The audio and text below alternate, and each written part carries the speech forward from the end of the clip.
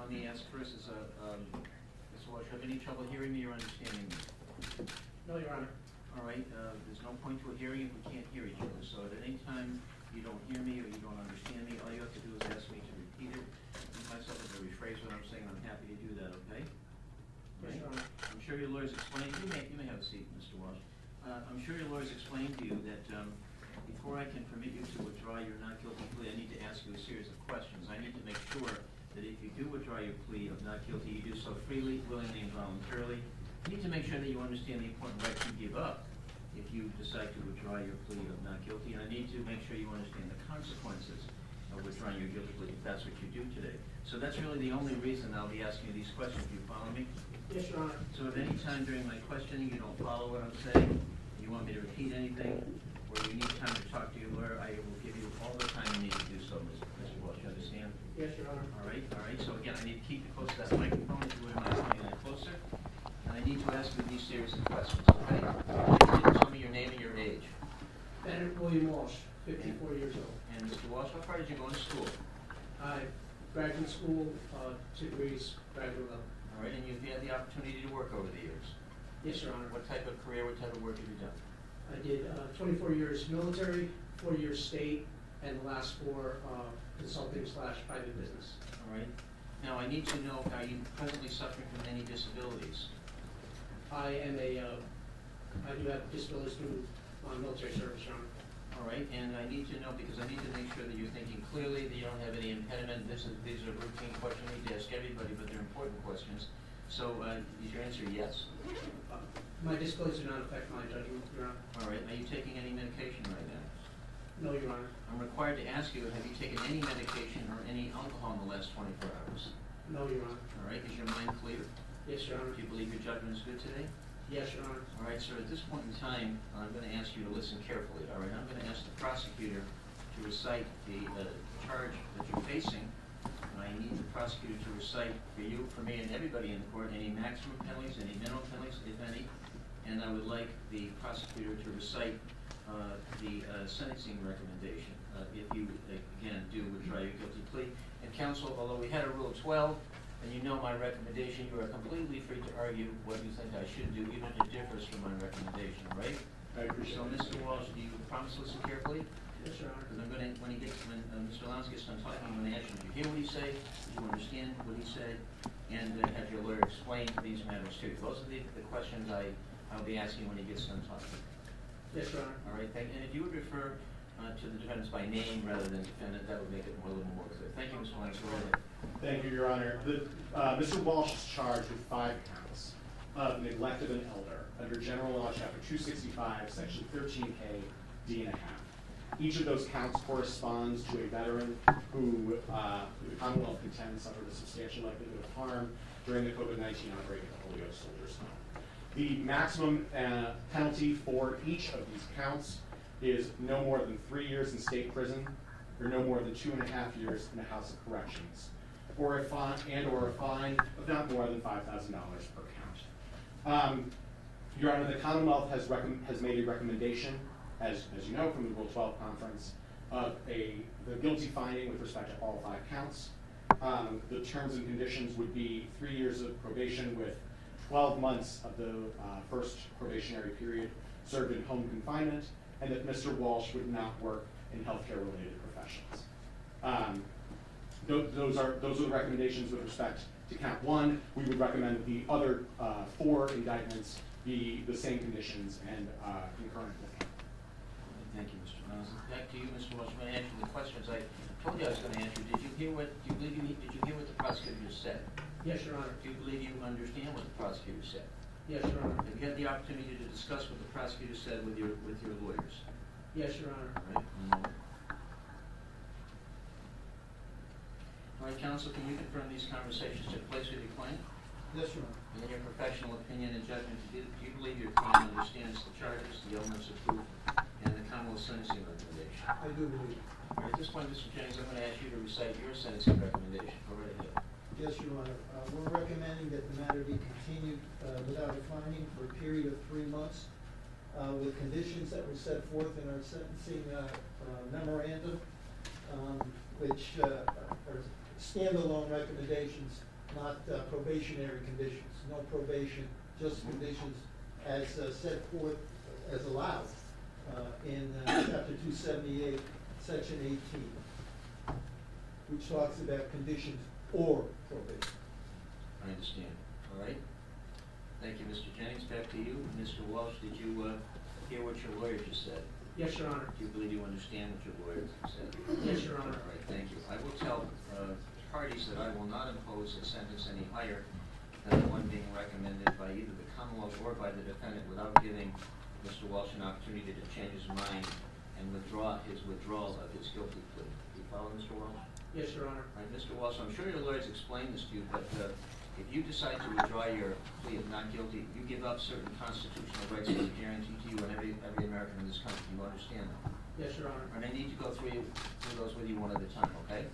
Yes, Your And Honor. again, if you need time to chat with your lawyer, all you have to do is ask and I'll give you the time you need. Do you understand? Yes, Your Honor. Sir, do you understand you have a right to a trial on these charges if you want a trial?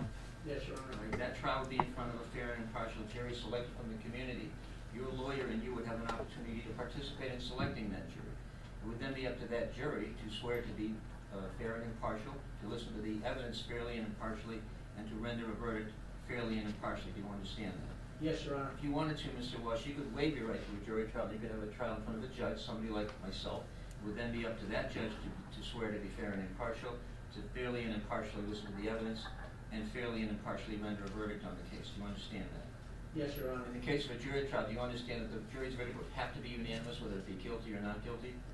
Yes, Your Honor. So, Mr. Walsh, whether you have a trial in front of a jury or a trial in front of a judge, you would have a right to face your accusers and confront and have your lawyer cross-examine all witnesses. Do you understand that? Yes, Your Honor. Mr. Walsh, you would have an absolute right to remain silent at your trial, and that could not be held against you. Do you understand that? Yes, Your Honor. At your trial, you would not be required to present any evidence at your trial, and that could not be held against you. Do you understand? Yes, Your Honor. At your trial, Mr. Walsh, you would not be required to prove your innocence at your trial. At all times, the burden of proof would remain on the prosecutor of the Commonwealth to prove the charge beyond a reasonable doubt. Do you understand that? Yes, I do, Your Honor. Mr. Walsh, at your trial, you would not be required to call witnesses, but if you wanted to, you could call witnesses at your trial. You'd have an absolute right to do that, and you could present evidence on your own behalf at your trial. Do you understand? Yes, Your Honor. I told you, Mr. Walsh, you have an absolute right to remain silent, and that could not be held against you. Do you understand that? Yes, Your Honor. But, Mr. Walsh, if you wanted to, you also have an absolute right to testify at your trial and present evidence if you want to do so at your trial. Do you understand? Yes, Your Honor. All right, counsel, were there any motions to suppress any evidence in this trial? No, Your Honor. All right, Commonwealth agree? Commonwealth agrees, Your All Honor. right, thank you. I will tell you anyway, Mr. Walsh, if you think that the prosecutor of the Commonwealth illegally seized evidence to be used against you at your trial, you would have a right to have your lawyer file what we call a motion to exclude or keep out or suppress any illegally seized evidence. If the judge agreed with your motion, that evidence would be excluded and it would not be included in your trial. If the judge disagreed with that motion, you could appeal that judge's decision to the appeals court in Boston. Do you understand? Yes, Your Honor. Do you understand, as you sit in front of me right now, Mr. Walsh, that you are presumed innocent of these charges? Yes, I do, Your Honor. You have the right to have the Commonwealth, the prosecutor, prove each element of the offenses beyond a reasonable doubt to a jury or, if you wish, to a judge. Do you understand? Yes, Your Honor. A moment, please. Mr. Walsh, I have a document in front of me. The title of the document is Waiver of Defendant's Rights. It has your name on it, and it appears you signed this, Mr. Walsh. Am I correct? Yes, Your Honor. It discusses the very same rights you and I have been discussing right now. Do you understand? Yes, Your Honor. Now, before you sign this, Mr. Walsh, did you have an opportunity to go over it and ask your lawyer any questions that you wanted to about this waiver of rights form? Yes, I did, Your Honor. Counsel, can you confirm these conversations again took place? They did, Your Honor. And do you believe your client sufficiently and adequately understands the rights that he has waived? I do. All right, one moment, please.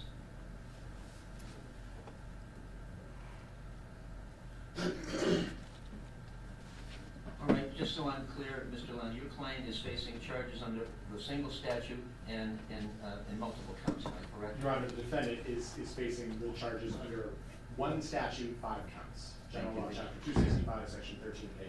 Thank you very much. All right, I would like you to recite for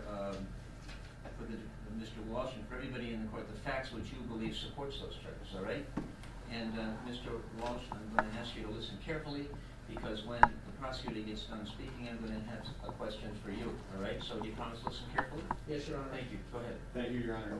The defendant was previously employed as the superintendent at the Soldiers Home in Holyoke. a state-run accredited healthcare facility that offered veterans healthcare, including a long-term nursing care facility. Pursuant to then existing General Law Chapter 6, Section 71, the superintendent is responsible for serving as the administrative head of the home. As of March 27, 2020, multiple residents at the Soldiers Home, many of whom were housed in locked dementia units on 2 floors in Care Center 1, had tested positive and or were displaying symptoms of COVID-19.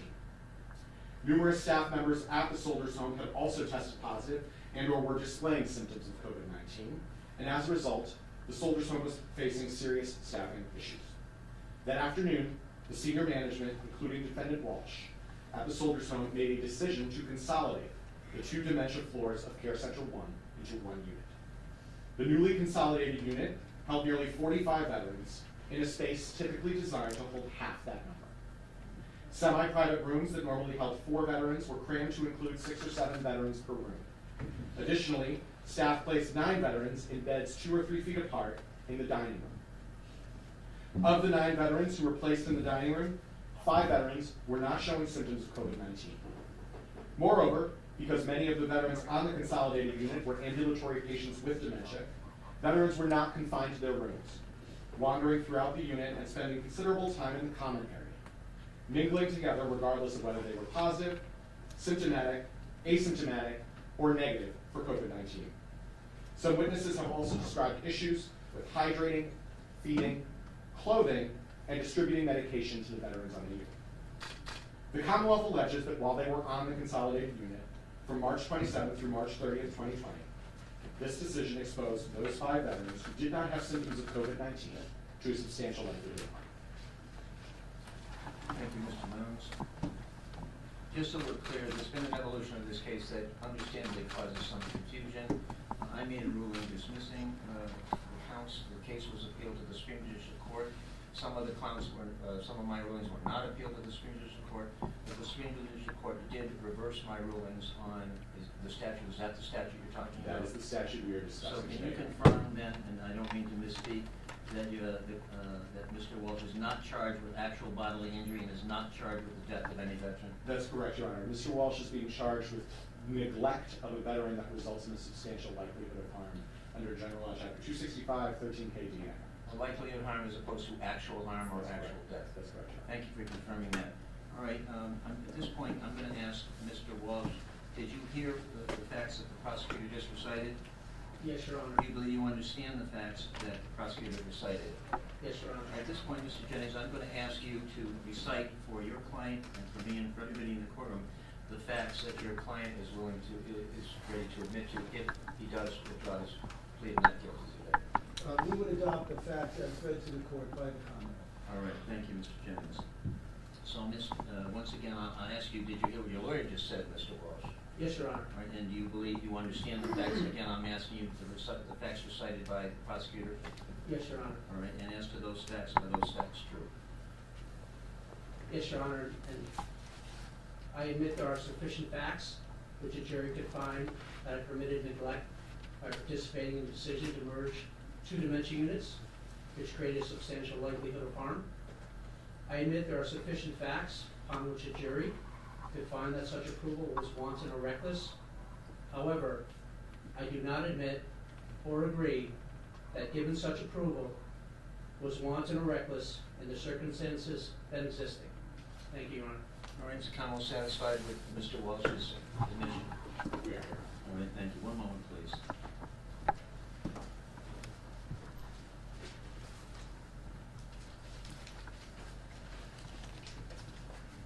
All right, at this point in time, I'm going to ask the lawyers to take the opportunity to make an argument to me as to what finding and what conclusion and what acceptance of this, what Mr. Walsh said, what I should accept in the disposition.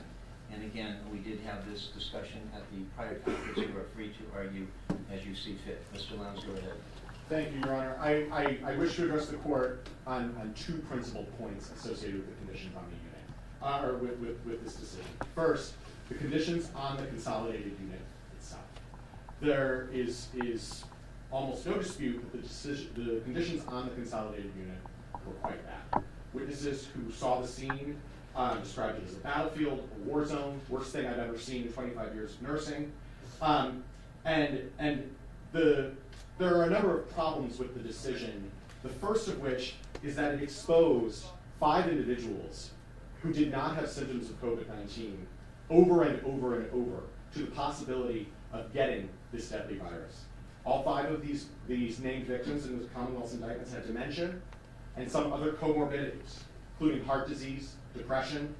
They were high-risk patients for COVID-19, meaning that they were more likely to have an adverse outcome from COVID-19. It is incredibly important in those circumstances that you adopt the most effective infection control mechanisms to try to ensure that.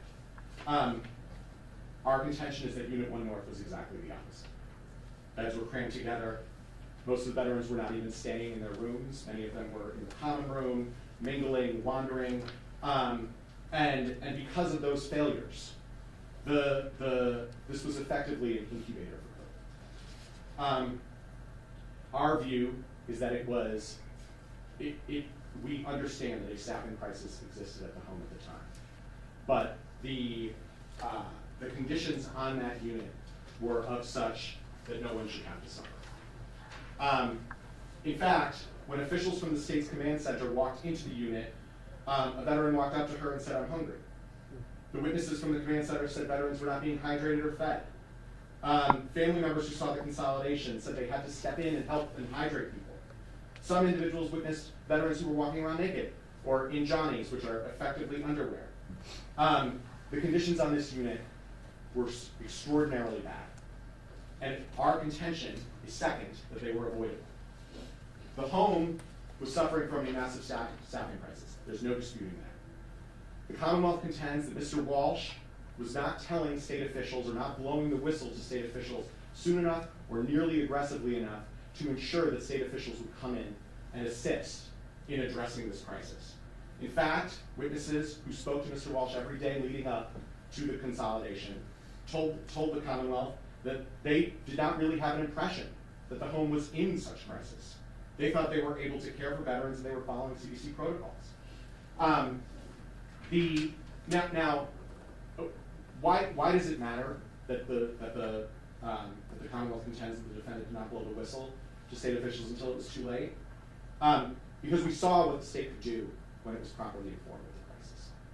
The week later, after the defendant was put on administrative leave, the home came in and got a team of infection control experts.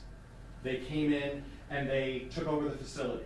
They got on the phone to EOHHS, which is the Executive Office of Health and Human Services, and let them know they would need assistance. They grabbed additional staff to assist with hydrating and feeding. They had everyone tested so they could separate people properly. They worked with Holyoke Medical Center to set up a separate wing to house asymptomatic veterans. The state did not intend to leave these poor veterans high and dry. State officials leading up to that week would have told you that there was a marked difference between what they understood the crisis to be and what nurses and individuals who were on the line working at the Soldiers Home understood the crisis to be. And the difference, the Commonwealth contends, in that communication was Mr. Walsh. Now I want to turn briefly to the Commonwealth's recommendation. We are recommending that the Commonwealth sentence Mr. Walsh to 3 years probation with 1 year of home confinement during the probationary period. We believe that that meaningful sanction is important, and there are 2 main reasons for that. The first is punishment. As we just explained, the criminal acts for which the defendant is charged merit real consequences. They led to horrific conditions. They were the direct outcome of his actions. The sentencing guidelines also support this. The offense is charged as a level 4. The defendant has no criminal history. As such, this case falls within the discretionary zone where an incarceration or intermediate sanction is appropriate, recommended in the area of 0 to 24 months. We fall squarely in an intermediate sanction. We do not include incarceration in our recommendation, but we do try to recognize the seriousness and blameworthiness associated with the acts in question. I would also note, Your Honor, that this case is important from a general deterrence perspective. Vulnerable elderly patients in nursing homes are relying on the care provided by their caregivers. This care is routinely impacted by decisions made by senior officials at these facilities, including the administrator. For that reason, it is critically important that the caregivers know that when they wantonly or recklessly fail to provide appropriate care to these populations, they face serious consequences. We believe a meaningful sanction for them will send a powerful message to those who care for our most vulnerable. Thank you. Thank you, Mr. Lyons. Mr. Jennings, I'll hear from you as to what recommendation and why you think I should accept the one that you proposed. Go right ahead. Yes, Your Honor. I think it's important to note, and again, we discussed much of this at the hearing earlier in the week, but I think it's important to kind of set the table as to what the general feeling was, what the general messaging was from the higher-ups, the health people, Department of Public Health, in the Commonwealth about COVID at this time in March. A couple of weeks before this all occurred on the 27th, Secretary of Human Services Mary Lou Sudders stated, Massachusetts is prepared for the outbreak of the novel coronavirus COVID-19 that originated in China. The risk of COVID-19 in the Commonwealth is low. That's the beginning of March, in contrast to the risk of flu being high. To date, there have been one confirmed case of coronavirus in Massachusetts. There have been more than 30,000 cases of the flu. The risk of coronavirus in the Commonwealth remains low. The risk for the flu is high. That's the message the health people in Massachusetts were giving to everybody, including nursing homes and long-term care facilities at the beginning of March. The governor said the same thing around that same time. Yes, it is very, in an email we received, that he received, the state employees received. Yes, it is very contagious, but it is also not a danger to the vast majority of people who do catch it. The threat in the U.S. and the threat in Massachusetts at this time remains low. That's the message that was out there in early March. Now, in the middle of March, I think it was the 17th, one person at the Soldiers Home was showing symptoms. He's been referred to as HM. He was tested. The results of that test didn't get back until the 27th. Did I get that right? 21st, sorry. Didn't get back until the 21st. That was the first indication that COVID had infiltrated the home. It had knocked on the door and it got in, unseen, unheard, untasted, unsmelled. It was there, came from the outside in. HM was housed in one of the two-dimension units. He was in unit number 1. And then they knew there was going to be an issue. And there are plenty of documents that indicate there was communication between people at the Soldiers Home and the Boston, the DPH and the Veterans Administration in Boston about that fact, and beginning to tell them also, we're beginning to have a staffing crisis. Now that people know that this is in the home, they're beginning to call in sick. Then there was a staff member tested. That person was tested positive. Now the call-ins grew and grew and grew. And there was a constant line of communication. Maybe not always with Mr. Walsh. Maybe that Mr. Walsh, I think one individual said, I didn't sense any panic in his voice. Well, I think I said this the other day. They didn't teach panic at Quantico. So I don't know exactly what she was looking for. But one thing is clear, very, very clear. The early afternoon of March 27th, he asked for the National Guard. Before the unit was merged, and it was supposed to go up the chain, it didn't get up the chain. Somebody failed to get it there. The Major General of the National Guard testified before the state legislature many weeks later that he never was told about the request, ever.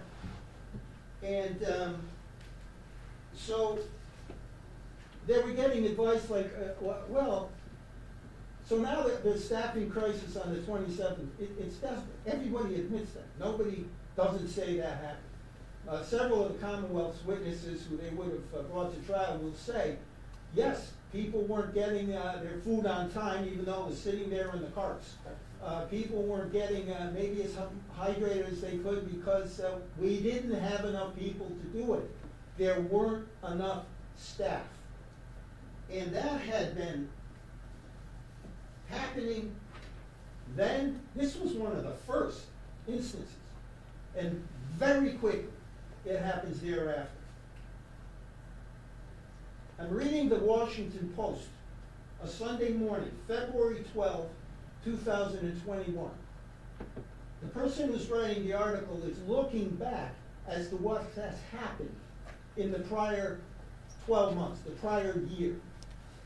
And he writes, in almost 2 decades, working in nursing homes, I've never been through a time as dire as last spring. Facilities like mine in the greater Boston area were working with minimal to no protective gear, very little infection control training, and none when it came to special training for dementia people, limited laboratory services, and constantly changing public health guidelines. Exactly what was happening at the Soldiers Home a year earlier is what he's saying was happening all over Boston.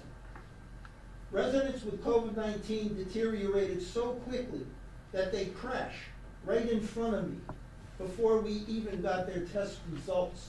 And it took days to get test results.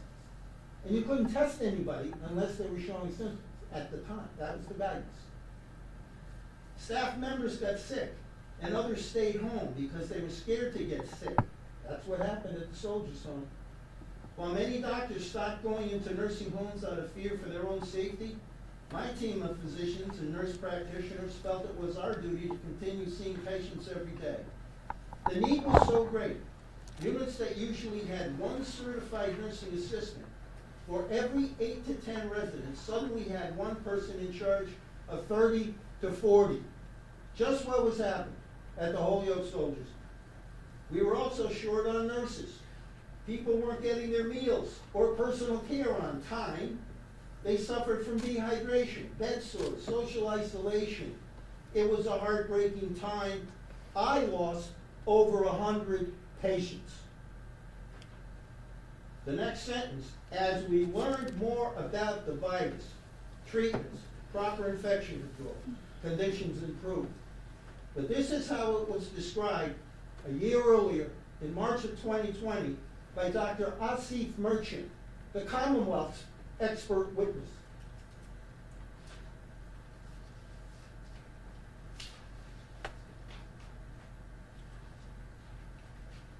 The things happened at the home, and an investigation took place. There were witnesses interviewed, witnesses put before a grand jury. There was another expert witness interviewed and put before the grand jury ultimately. His name was Dr. Rosen. He was interviewed by 2 attorneys from the Attorney General's office and an investigator. The investigator made notes of the interview. Here's what she wrote. Schreiber presented Rosen with 2 choices. The first, giving him a hypothetical.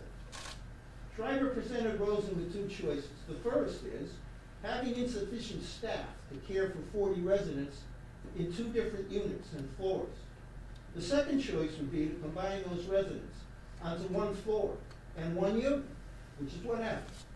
Essentially, having enough staff to provide care, but combining patients into a space that has both positive symptomatic patients and patients who are asymptomatic.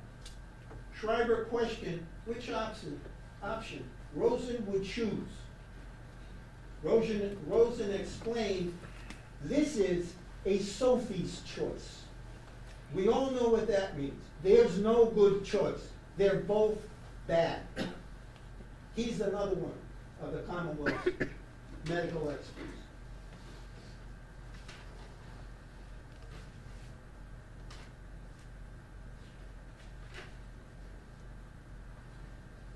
Your Honor, with and I think this is relevant also, Your Honor. These are Department of Public Health numbers. This is data that came from the Department of Public Health that would have been admissible at trial. On March 17, when HM was tested, there had been no deaths related to COVID in the county. That's how early it is. He was the first person with symptoms at the Soldiers Home. On March 27, when they were merged, there had been 35 deaths in 10 days' time in the Commonwealth. On March 31st, 922. April 14th, 957. 2 weeks later, April 30th, 3,652. By the end of May, 6,846. 62% of those deaths were in Massachusetts nursing homes. That's 7,500 people by the end of the year in December, when there had been 12,157 deaths. This thing was so small, so poorly understood, so badly advertised in terms of its seriousness at the time this happened at the Soldiers Home. And then it took off across the Commonwealth, across the country, across the world.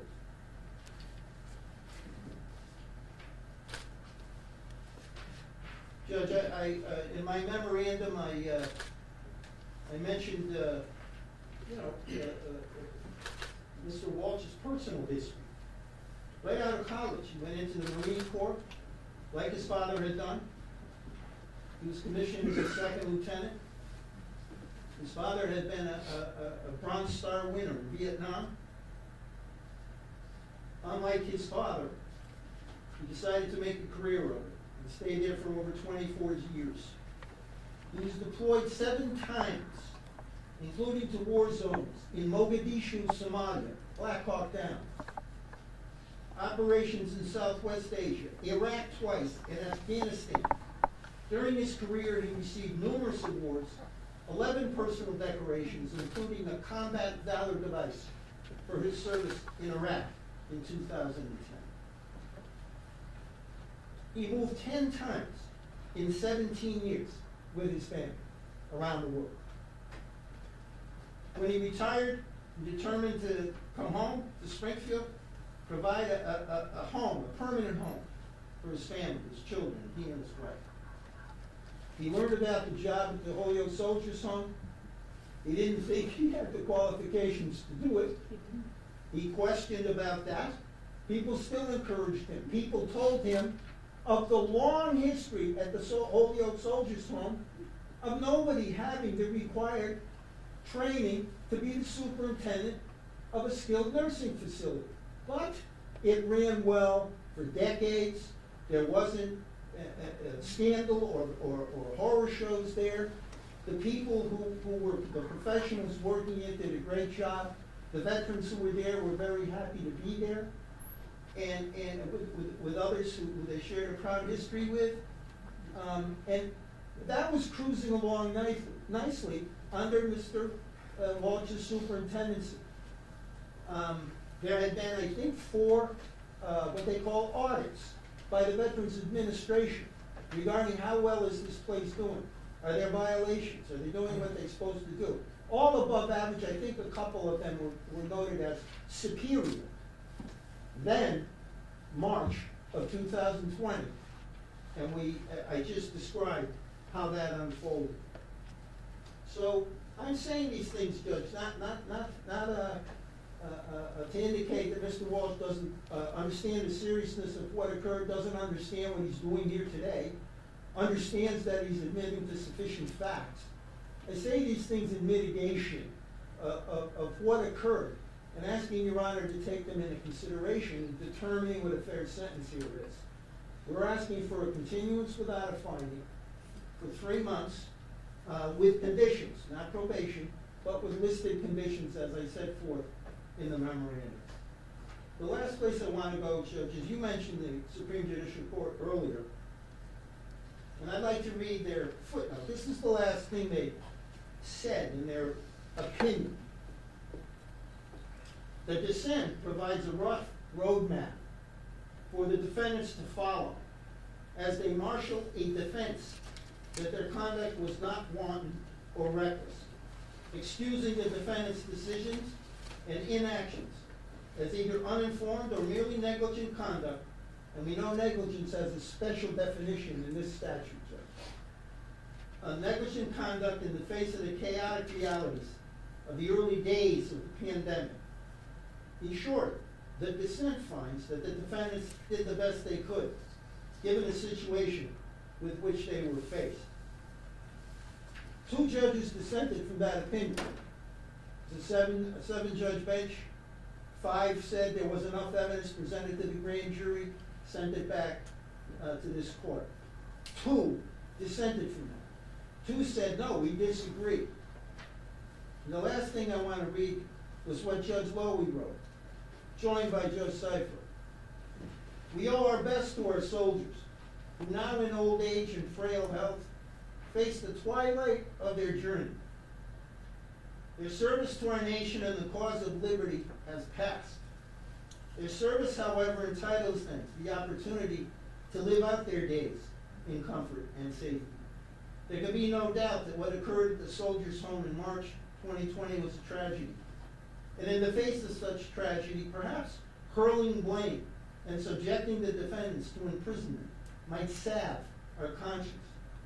But criminalizing blame will do nothing to prevent further tragedy or help unravel the complex reasons why the response to the Soldiers Home and so many nursing homes proved inadequate in the nascent days of the pandemic.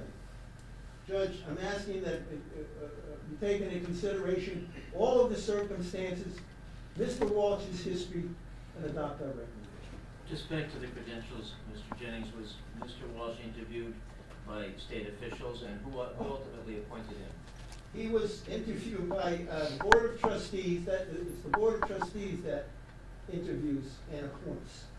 He had to fill out, of course, a job application and a resume. There was nothing on that resume that indicated he had had any training or experience in the field.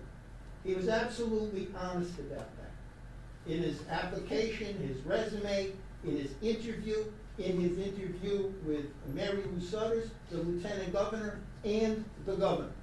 They all knew that. But it didn't shock them, because that's the way it had always been. For some reason, these 2 facilities, Holyoke and Chelsea, Soldiers Home and Chelsea, were set apart. And they weren't required to follow rules and regulations of the Department of Public Health. They weren't required to be licensed by the Department of Public Health. Their administrator, they called them superintendents, their administrator was not required to be a licensed nursing home administrator, like every other nursing home in the Commonwealth. And to get a license, you had to be educated, you had to have experience, you needed training, and you had to pass an exam.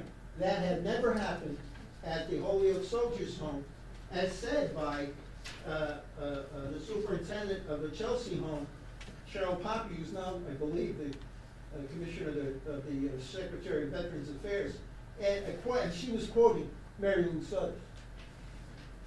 So he was absolutely honest and straightforward about that, but nobody thought it was a problem, because it never had been. And what I think what was in their mind is that the veterans who were there could look up to someone who had shared their experience, and that they could talk to the people who were running the facility, their doctors, their nurses, their caretakers, about those matters.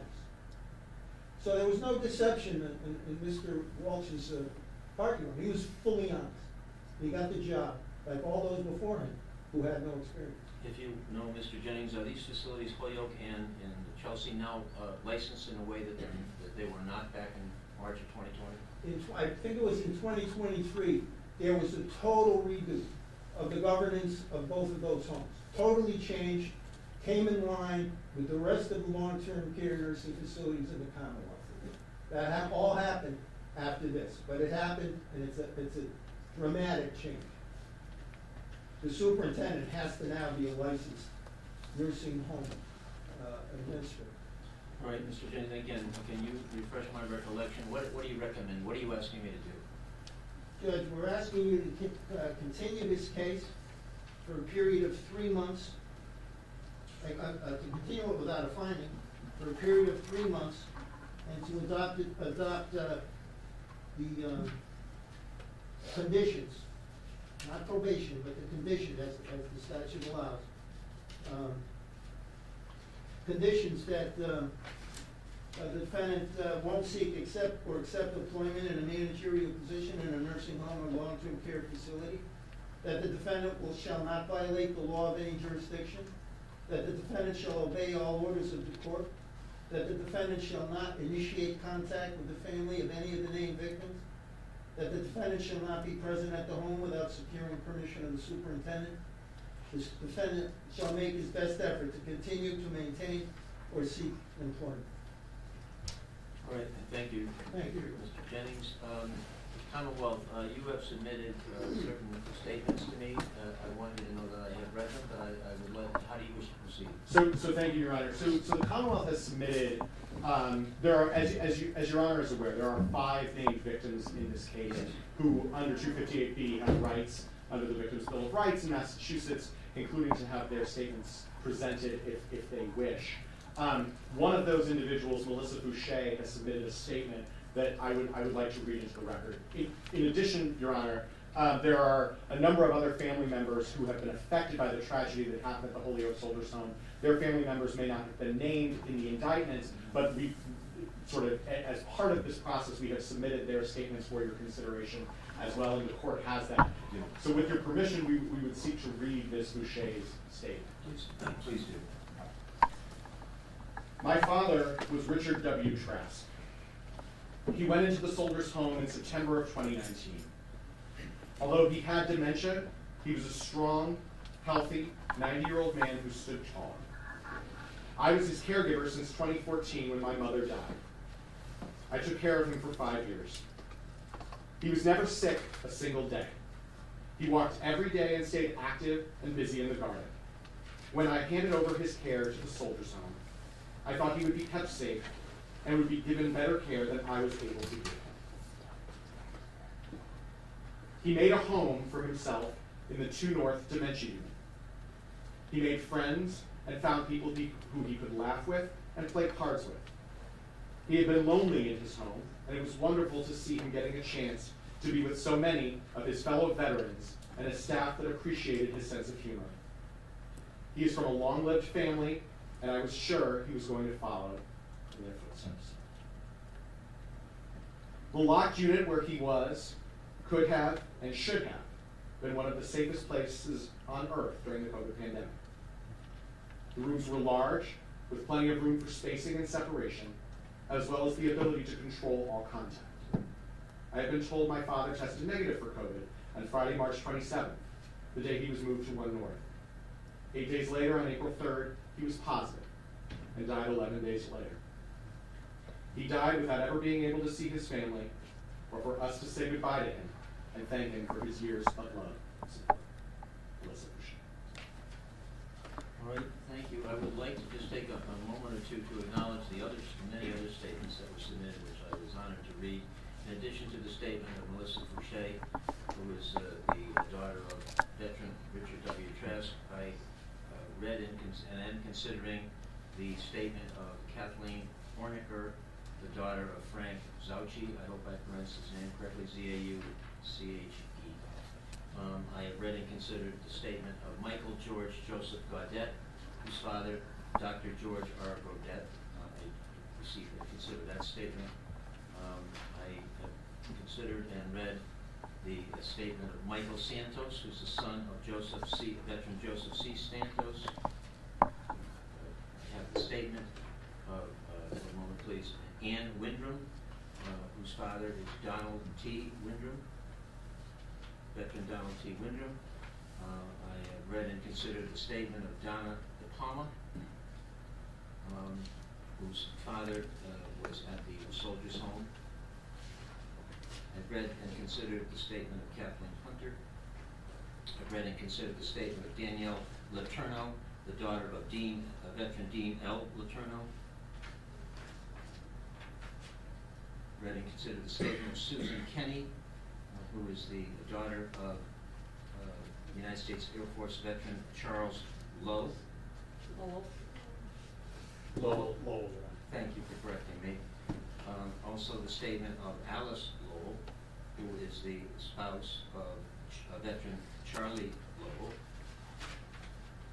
Read and considered the statement of Lori Mandeville Odette, who is the daughter of Jim Mandeville, veteran James Jim Mandeville. Read and considered the statement of Cheryl C.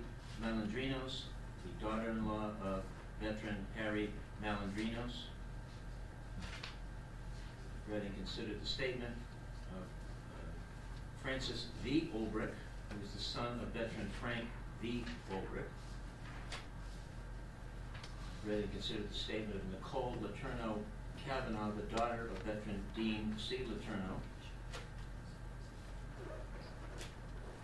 Those are the statements that I read and considered and was honored to receive. All right. Anything further from the parties? No, Your Honor. All right. Based upon all the facts and circumstances before me, based upon the presentations of the lawyers, based upon the answers to the questions of Mr. Walsh, and based upon the history of the case, I continue to be of the view which I announced after our Rule 12 conference recently, that I will continue to accept the recommendation that I told you I would accept. All right, one moment, please. Now, Mr. Walsh, I've told you what is my intention to do, but I still have some questions for you before we're completed, all right? Yes, Your Honor. Once again, if you don't follow my questions, you want me to repeat them, and you want time to talk to your lawyer, all I have to do is ask, and I'll give you the time that you need. Sir, are you withdrawing your not guilty plea freely, willingly, and voluntarily? Yes, Your Honor. Are you withdrawing your plea? Is anybody forcing you to do that? No, Your Honor. Is anybody pressuring you to do that? No, Your Honor. Has anyone made any promises to you, other than the discussions between your lawyers and the prosecutor, and what proceeded at the Rule 12 conference? Has anybody made any promises to you in order to convince you to withdraw your plea of not guilty? No, Your Honor. Mr. Walsh, have you had enough time to discuss your decision with your lawyers? Yes, Your Honor. And once again, as your lawyer explained, the facts that the prosecutor would have to prove before you could be found guilty of these charges. Yes, Your Honor. Have you had enough time, Mr. Walsh, to discuss, and I know some of them have been discussed today already, but have you had enough time to discuss any defenses you may have to these charges?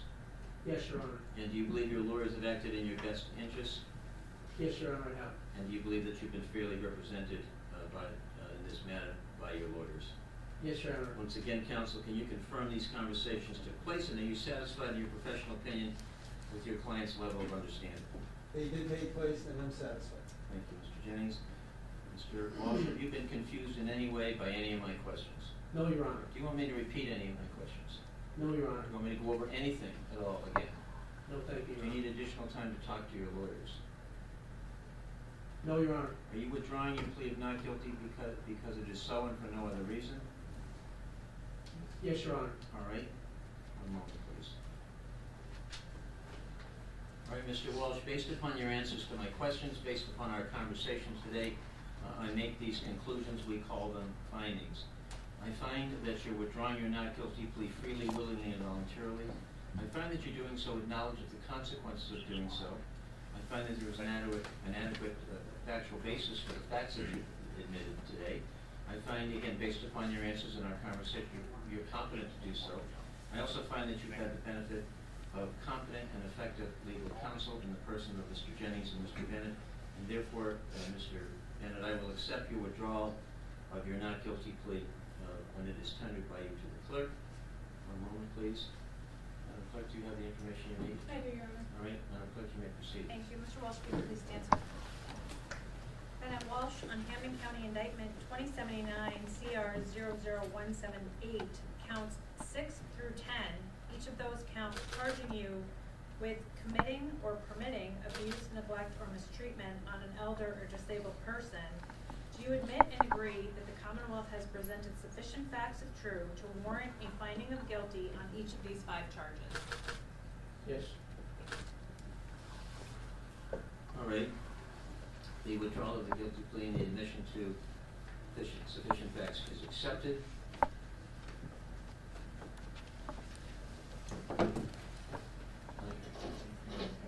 Yes, Madam Clerk, do you have what you need? I do, Your All Honor. right, go right ahead. Again, Mr. Walsh.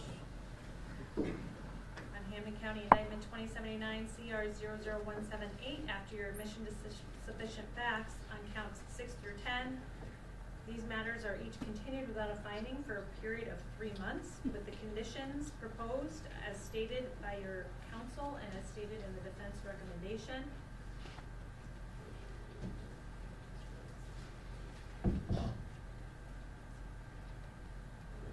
There is a $90 victim witness fee also with regard to this charge, and you need to stay in touch with your attorneys. Yes. Anything further? We want None of this matters. Thank you all very much. Thank you, Your Honor. All rise, court will stand in recess, please.